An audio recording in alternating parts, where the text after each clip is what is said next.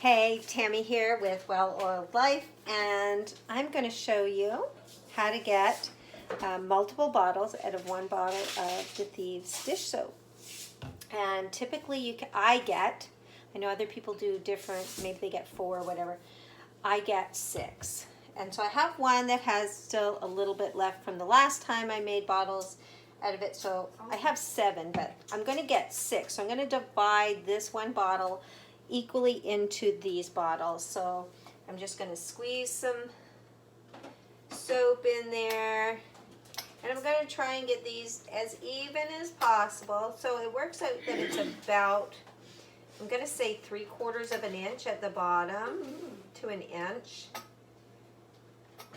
I'm just doing that in each bottle. And so this one needs more. And here we go.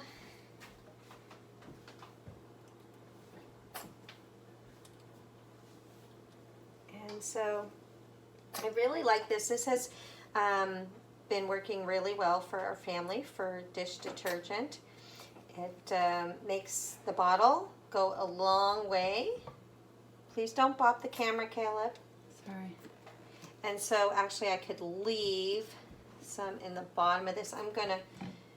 Might get 7 bottles in here at the same amount. So maybe I'm gonna get 7 bottles. So I'm leaving, so if you can see, this is how much, there we go, is how much I'm putting in the bottom of each bottle. And so technically I guess I got almost 8 bottles here. And so then I like to mix it with some Dr. Bronner's. So this is Dr. Bronner's Pure Castile Soap in the unscented, which is the baby unscented.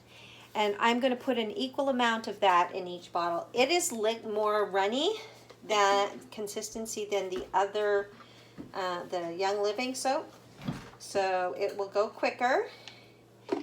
And you could easily spill it over the side. So do this over the sink.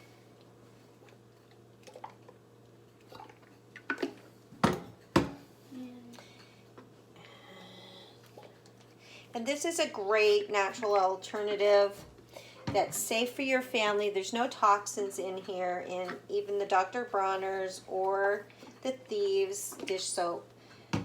So you know your dishes are being cleaned without leaving any kind of chemical residue on your dishes, which is really nice to know. Everything out there seems to have some kind of hidden ingredients that can do some sort of damage. And so I'm just going to balance these ones out a little more because one has more than the other. There we go, and then my Dr. Bronner's.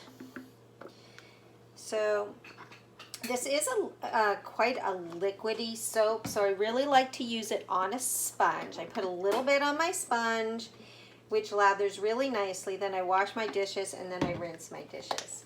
And if for some reason you seem to have like a greasy residue, that is a great time to use a dishcloth. And even on my plastics, then I'm not left with any kind of greasy residue. All right, so then I'm adding a little bit of baking soda to each one. And the opening is really small, so I put, I don't know, maybe half a teaspoon to a teaspoon's worth. So I just scoop a few in each bottle. Yeah, Caleb. I need lemon. You need lemon. I have, see, in the fridge door, he's doing his science. We are homeschooling, and he is doing a science experiment on taste buds. Where is it? And he needs lemon. So if there is no lemon in the door, Caleb, I will have to try and pick one up later today.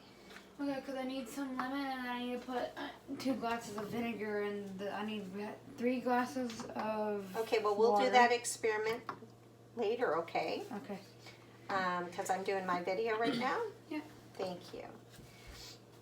All right, so I am just scooping. I'm not really measuring this. This is not a big deal for exactly how much is in there. If you do have sensitive skin, you may want to go with less. I know some people get irritated by using baking soda on the skin, others not so much. I'm going down to grab a snack. Okay. And